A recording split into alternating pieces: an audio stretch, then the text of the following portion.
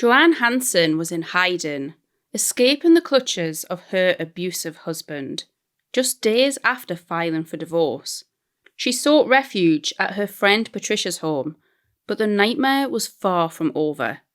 When Joann called Patricia while returning home, her chilling words, "He's coming," were followed by a blood-curdling scream before the line went dead. Patricia frantically called back, only to be confronted by Robert, Joann's husband, who dismissively told her, "Stop the crap, you know she's with you."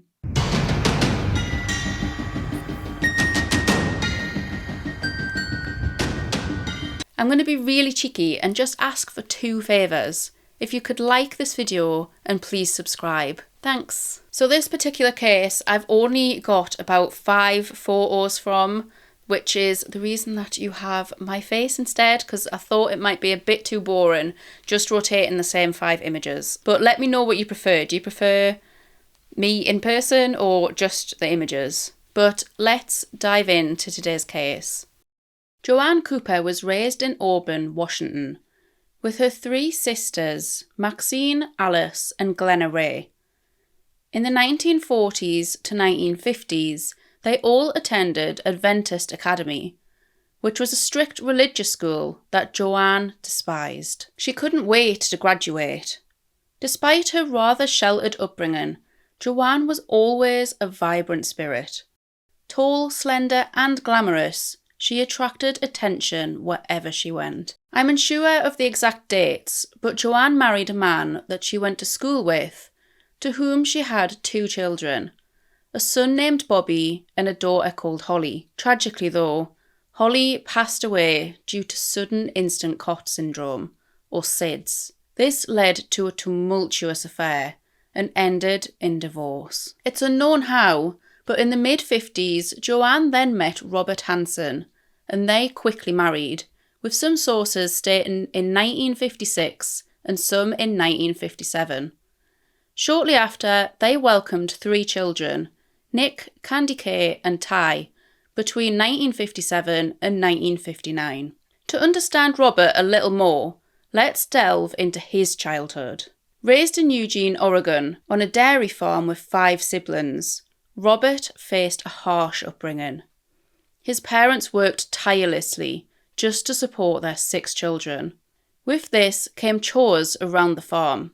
As a young teen, Robert was expected to milk the cows before dawn, often not having enough time to change before school, which resulted in him attending with cow manure on his trousers. His classmates would often humiliate him, calling him names, but if he failed to complete the task at all, or he didn't do it fast enough, his father would beat him black and blue. Robert's parents later separated, so his mum could work in Seattle. His brother and 4 sisters went to live with his mum, and she opened a little bakery. Robert, however, moved to Washington with his dad.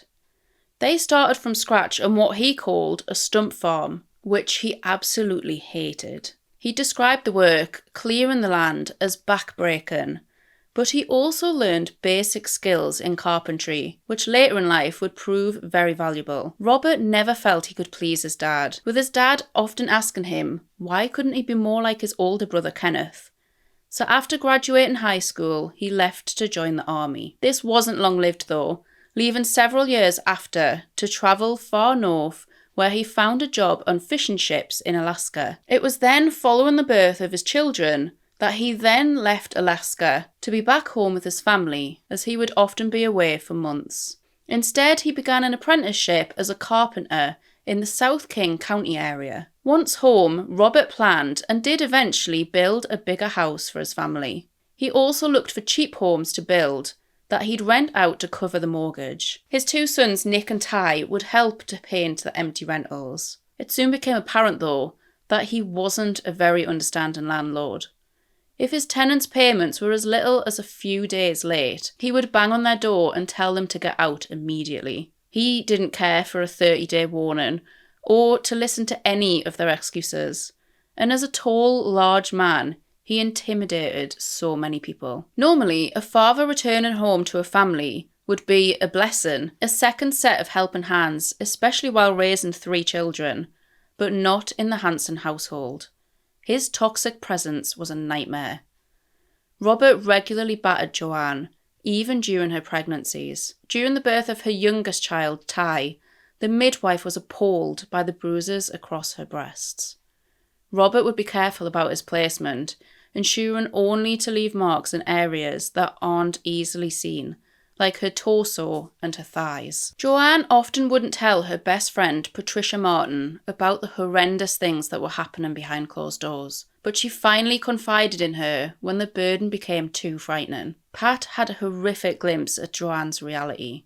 When Joann's eldest son, Bobby, was 6 or 7 years old, he was in a store with Robert and asked for some fizzy pop or soda. Robert asked Bobby what the drink was called over and over, but Bobby couldn't read at the time, so he simply couldn't tell his stepdad what it was. When they returned home, Robert took Bobby to the basement and beat him. Joann called and asked Pat if she could go over to her home, where she explained everything that happened. Bobby was so severely beaten, Joann had to carry him into a friend's home. Pat kindly said that they could stay with her, so Bobby stayed with Pat for 2 months. Following this incident though, Bobby's biological dad sought full custody of his son, and Joann felt that she had no other choice but to let him go. All she wanted was for her children to be safe. Feeling trapped, Joann lacked the financial means to leave Robert. He had his wife exactly where he wanted her. He was cruel and controlling, and so many people knew it. Pat and Joann had been planning to go out one evening together. Joann had spotted some feather earrings that would match her red dress perfectly. Pat encouraged her to buy them, but Joann was so hesitant, knowing that Robert would rage. Joann had to ask permission to buy anything at all. So Pat said that she would say that she had bought the earrings, finally convincing Joann to make the purchase. However, when Joann told her husband this and that Pat had bought the earrings, he'd already seen the receipts, so he knew his wife was lying. He ended up throwing her around the room. Robert was a fishing and hunting fanatic and would often trophy his killings through photos or displaying them up on his wall. At one point, he'd taken a hunting trip with 9 other men, but by the end of the trip, every single person hated Robert.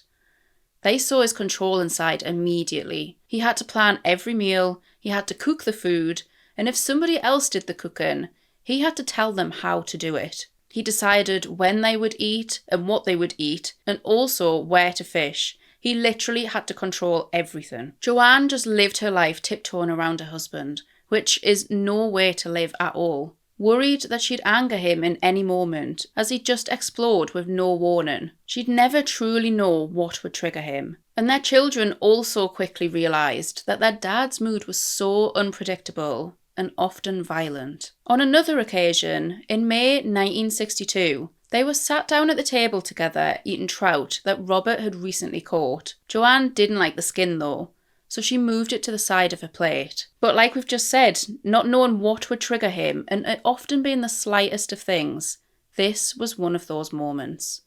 It angered him, and he demanded his wife to eat the skin. She refused, claiming it would make her sick, so he hit her, knocking her off the bench and onto the floor. Robert left the room briefly before returning with a gun. He showed it to his kids and told them, "This is what we're going to kill Mommy with."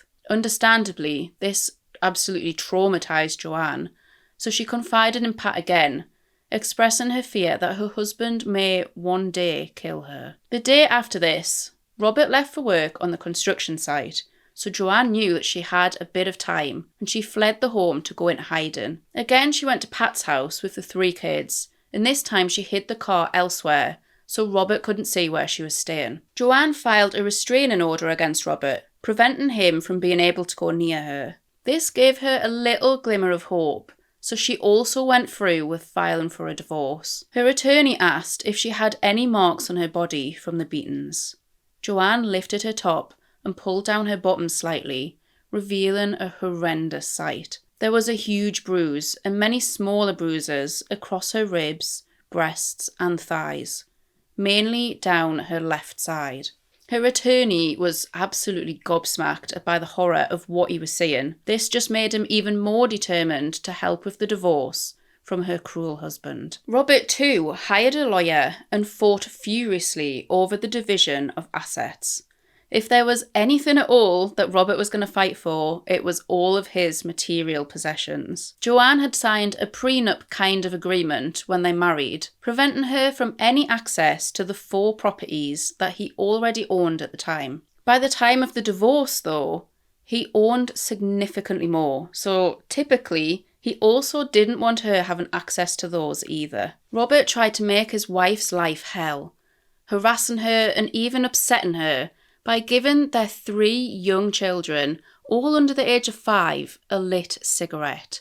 How fucked up was this man? Eventually, on the 8th of August 1962, Joann's attorney filed for an even tougher restraining order, in attempts of protecting her from being located by Robert and preventing him from entering their home. Once again, this filled her with further relief and a bigger sense of security. Joann was still living at Pat's house, but following the tougher restraints, Pat suggested she return to her own home to live the life she deserves, free of stress, worry and drama. After all, the 2 of them felt more reassured now that the restraining order was in place, trusting that it would protect Joann, but she would later regret this advice for the rest of her life, despite at the time feeling like it was the best advice that she could give. So on the 10th of August, 2 days after the tougher restraints, and convinced that all would be fine, Joann headed back to her home, with the agreement to call Pat when she arrived. At the time, Robert was living in one of his properties several blocks away. Joann reassured Pat that everything was fine, and there was no sign of her husband when she got there. But just moments later, she was heard saying, "Oh my God, he's in the basement. He's coming." Joann then screamed the most horrendous scream that Pat had ever heard, and the line went dead. Pat frantically called Joann back, hoping that her friend had managed to escape. But after half an hour of trying, Robert finally answered the phone. She asked where Joann was and if she could speak to her, but he responded calmly, saying, "Stop the crap. You know she's with you." Pat just didn't know what to do. She so badly wanted to call the police, but her husband, who worked in law enforcement, discouraged her. He knew fine well that a person needed to be missing for 48 hours before a missing person report could even be filed, so it just felt pointless. The following day, Joann had made plans to meet up with her mum and 3 sisters at the World's Fair in Seattle, but when she didn't show to that, concerns grew even more. Joann wasn't allowed contact with her own family under Robert's orders, so she just jumped at the opportunity to meet up with them now that she was finally fleeing her controlling husband. Given this news, Pat called Joann's attorney and he called the police. He persuaded them to send out an all-points bulletin if she didn't show up within the next 24 hours. Pat became impatient, however, so she too called the police. She was convinced that Robert had killed her best friend during that half an hour of unanswered calls, but she was told that they couldn't investigate possible homicide victims with no body to validate the murder. Joann has never been heard from since. Robert reported his wife missing 5 days later on the 15th of August. Obviously, he didn't want to look bad by not reporting at all and becoming the primary suspect to her disappearance. Weeks after Joann disappeared, her Chevrolet was found in Seattle's Queen Anne Hill neighbourhood with flat tyres and the windows rolled down. The inside was absolutely filthy. There were cigarette butts, empty bottles, and Pat claimed that this was just so unusual. Joann would always keep her car so clean. There were no usable fingerprints, and the car showed no signs of foul play or any indication of where Joann could be. Unfortunately, DNA testing was still 30 years in the future, so an extensive search of the area was conducted, which showed no trace of her. Robert denied ever threatening or harming Joann and reckoned she was still alive, but that she left due to her emotional instability and that she wished not to proceed with the divorce action. To the outside world, he successfully portrayed himself as a man whose wife selfishly ran away to follow her own dreams while leaving him alone to raise their 3 abandoned children. And the kids grew up believing their mum had abandoned them. Robert cruelly told them that she'd ran off with another man, that she didn't care about them, and that she would never be back. They were just 5, 4, and 2 years old at the time of their mum's disappearance. Obviously, they were too young to know otherwise and would tragically endure many years of abuse at the hands of their dad, emotionally and physically. He would always hire loads of different babysitters to care for them until they were old enough to literally fend for themselves. Joann's attorney still continued to work on the divorce despite her absence and not even knowing if she was even still alive. This was finally granted on the 21st of November 1962. Despite trying to stop Joann receiving any of the assets, she was granted 40% of the marital assets, and if she didn't return alive, they would be put into a trust fund for the 3 children. But as you could probably guess, the kids didn't receive this fund, as Robert had his lawyers prevent the release.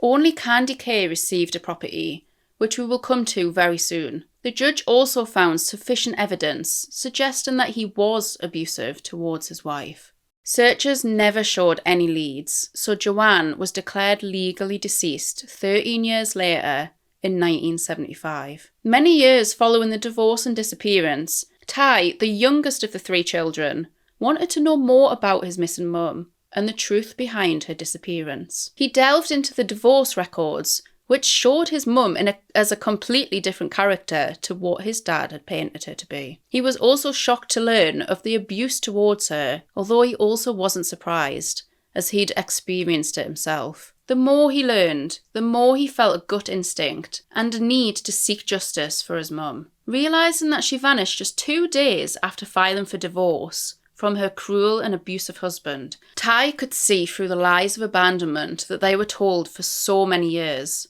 and now believed that his dad had in fact killed his mum. He doesn't think that she ran away when he was just 2 years old after all.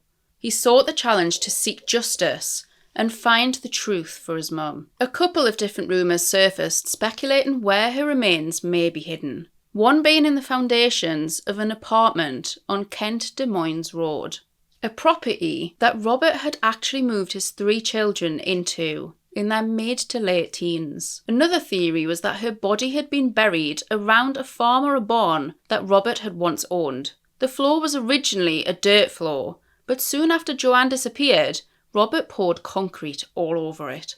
The barn was later demolished and paved over by a major state highway. Thinking she may now be under the highway, in 2006, Ty had further searches conducted here. These efforts included cadaver dogs, ground-penetrating radar, and even the excavation of a portion of the road.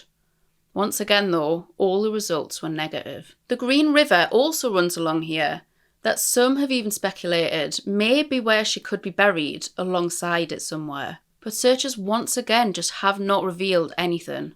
Joann's parents also hired a private investigator, but they too have been unable to locate Joann. As with many violent and abusive upbringings, the 3 children, Nick, Candy Kay and Ty, all had their struggles through life, especially under their dad's oppressive rule. Ty described it as just the 3 of them against their dad to survive, and that they all sought affection from their friends, as Robert had no empathy at all. All were very attractive and intelligent.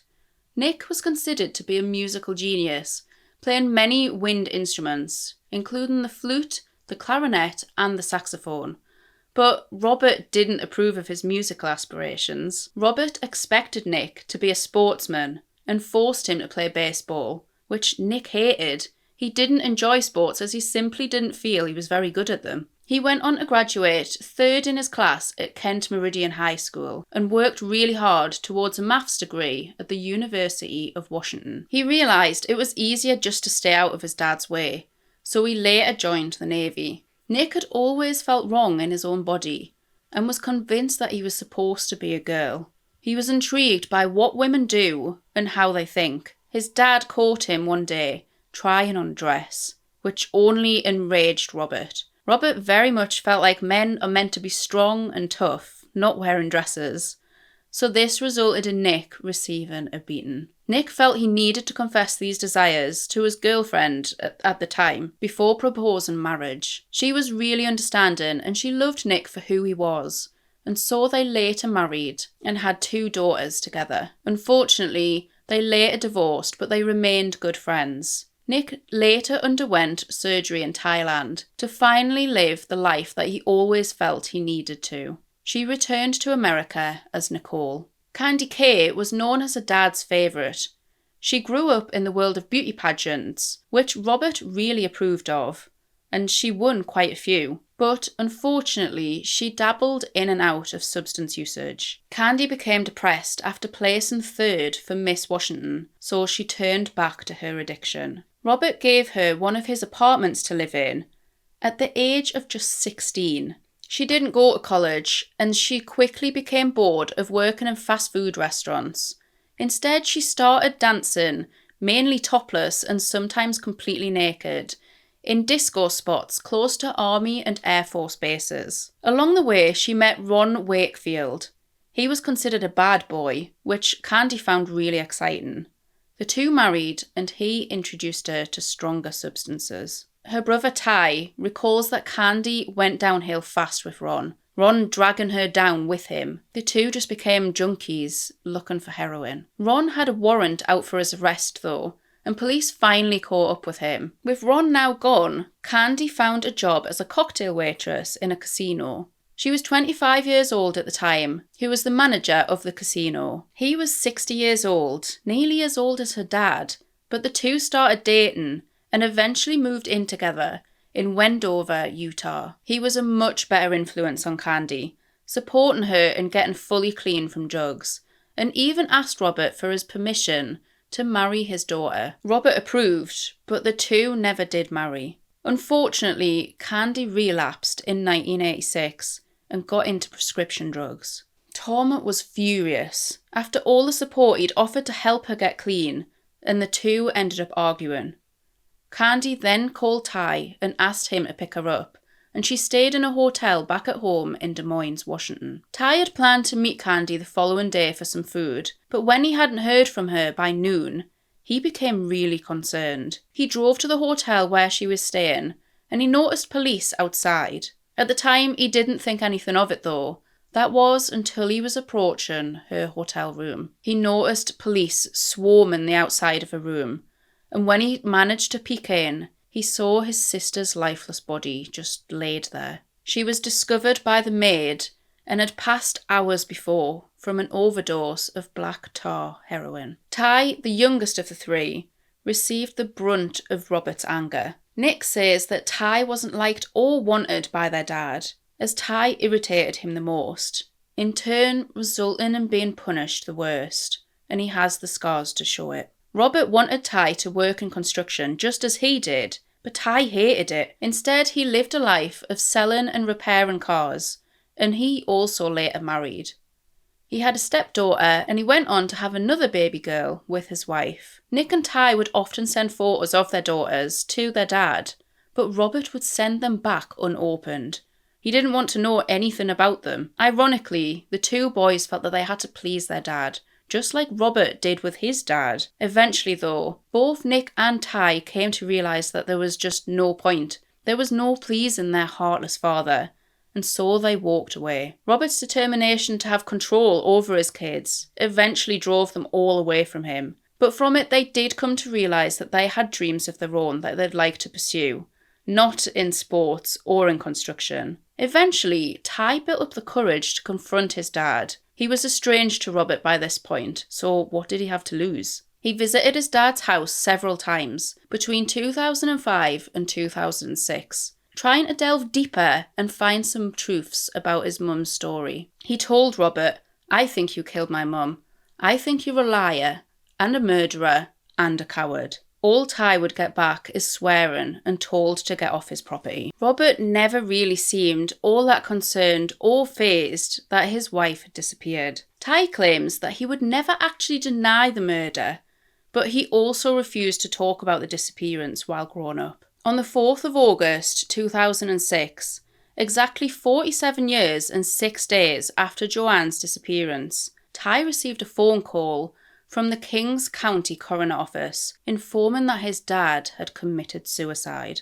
Had everything become too much for him? His children now pressuring him over their mum's disappearance all those years ago. They'd been robbed of a mother for near enough their entire life. Had that day in particular maybe been significant to him? A neighbour had found him behind the steering wheel of his car, with the windows fogged up. He passed of asphyxiation from carbon monoxide at 84 years old. Robert didn't receive any charges at all for his wife's disappearance, despite Ty later discovering that the police had strong suspicions it was him all along. They just never had strong enough evidence to arrest him. Robert's estate left behind was worth millions, but the cruel, heartless man already had that planned out too. In his will, he had wrote that his wife had disappeared years ago, and that she was not to receive anything from him should she reappear. He also denied his children of any inheritance.